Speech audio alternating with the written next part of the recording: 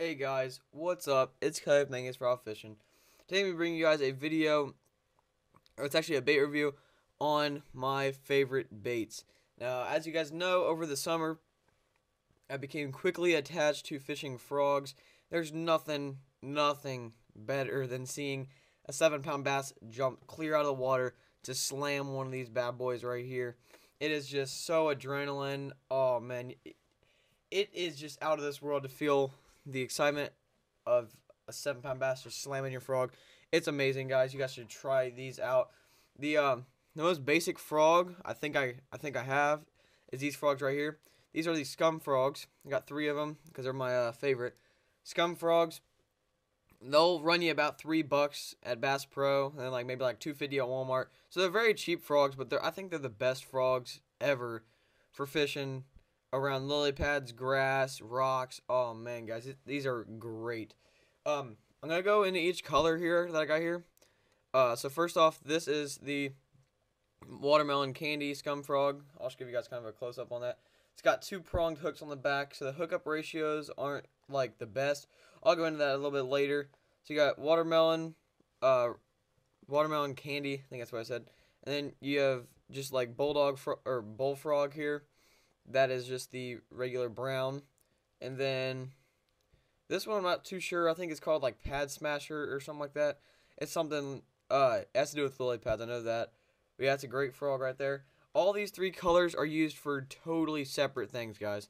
And we'll go into the watermelon candy first. This is my nighttime fishing frog. Watermelon candy I think is great for nighttime fishing because it's low visibility. Honestly, a lot of people don't think color really matters at nighttime.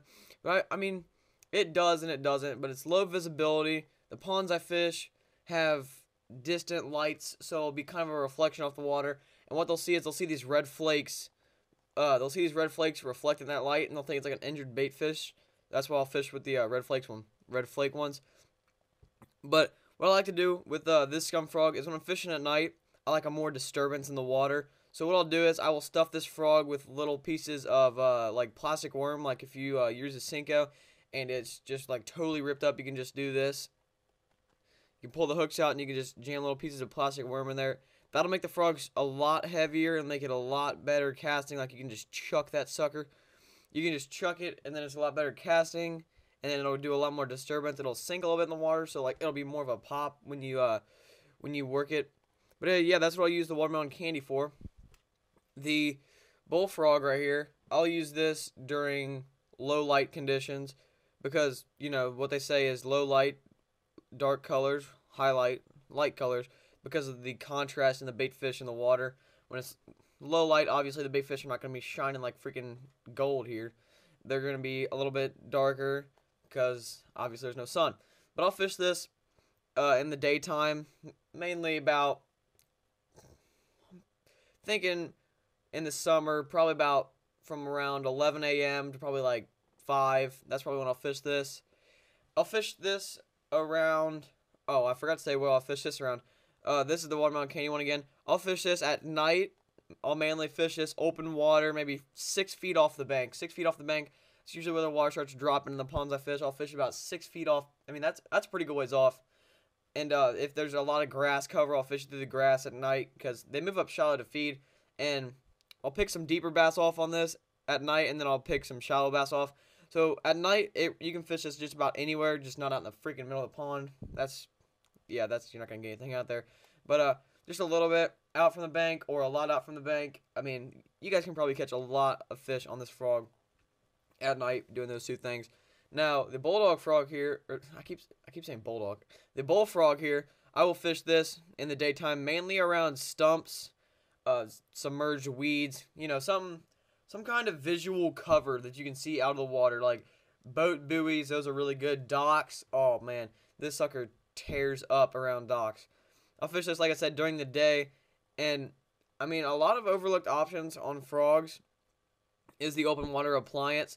I like this thing a lot lighter though, because when I cast it out, because this is what I fish in low light, I'll cast it out near the rocks. And that's another overlooked thing is the rocks. I like it lighter because so it doesn't sink down, get snagged on them rocks, and then your whole spot's just screwed over for you. I like it a lot lighter, just so that won't happen. And then, like I said, in the daytime, I'll fish this around rocks, docks, stumps, buoys, stuff like that. Stuff that is visual, you guys can see. It's mainly along the bank, but some of them might be offshore a little bit. But yeah, that's mainly what I like to fish the bullfrog with. And the last frog here was the pad crasher, if I can even talk, I'm sorry. The pad crasher. As you can see, it's a little bit darker. I mean, it's like darker green than the brown. It's a lot darker green, especially than the watermelon. But I like to fish this thing during the day in highlight conditions. I mean, when it's pure sunny out, I will fish this. A lot of the frogs I fish during this pure sunny have a white belly. When the white belly isn't working, when they're not after bait fish or after more like just different food options, I like to fish this during the day. It doesn't have a white belly.